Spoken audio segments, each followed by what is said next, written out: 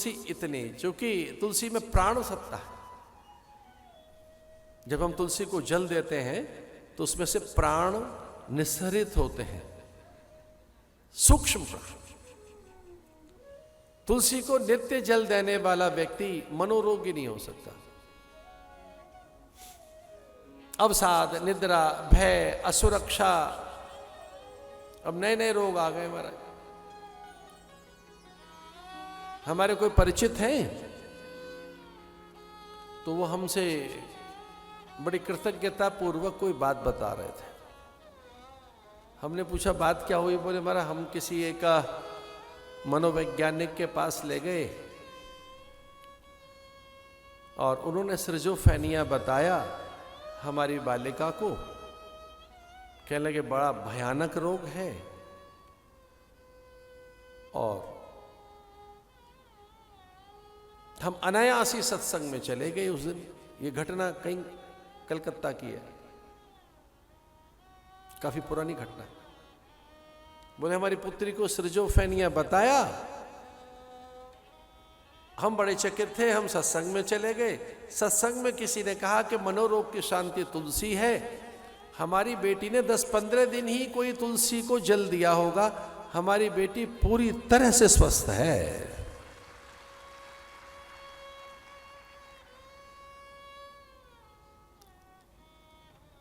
हम वृक्षों से कितने दूर चले गए, प्रकृति से, पल्लव पात से, शमी धतूर से, विजया तुलसी से, बिल्वपत्र और दूर्वा से।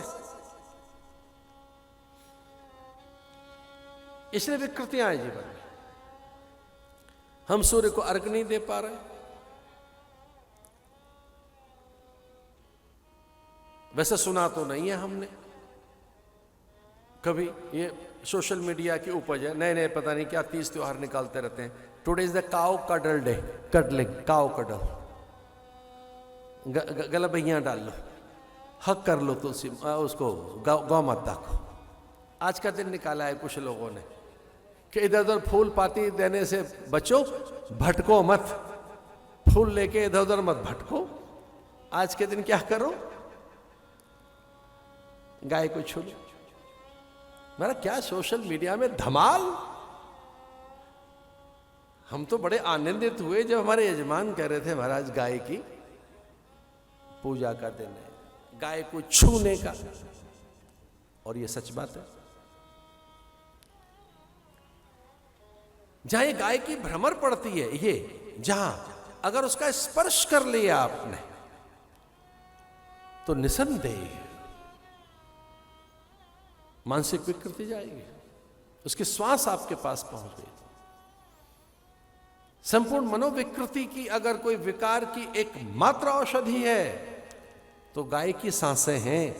इसलिए किसी ने ठीक ही कहा होगा कि आओ गाय के गले मिलने, तो कम से कम उसकी सांस तो आएगी, उसकी ऊर्जा तो आएगी, उसका प्रभाव तो आएगा। इतना निर्दोष प्राणी है। पर तुलसी पत्र, बिल्व पत्र, शमी, इससे भी होता है। भगवान ने बिरवा बनाया, मुनि मंडली का आगमन हो गया। अब वहां निरंतर मुनि मंडली रहती है। ब्रह्मचारी, योगी, यति, तपह, पूत, सन्यासी, ब्रह्मवेत्ता, गिरिकंदराओं से, हिमपत्तिकाओं से, गिरिगह्वरों से निकलकर झुंड के झुंड महात्माओं जो त्रिकालदर्शी थे, जो परकाया प्रवेश कर सकते थे, वो सब। लेकिन आश्चर्य तो यह है कि बंदर बैठे हैं चुप, वहां गिलहरी, मोर, कुक्कुट। अरे कभी शांत देखा है क्या पंछियों को? शांत, कागा, कोकिल, कपोत, कपि अपनी स्वभाव की विरति में है, स्वभाव भूल गए।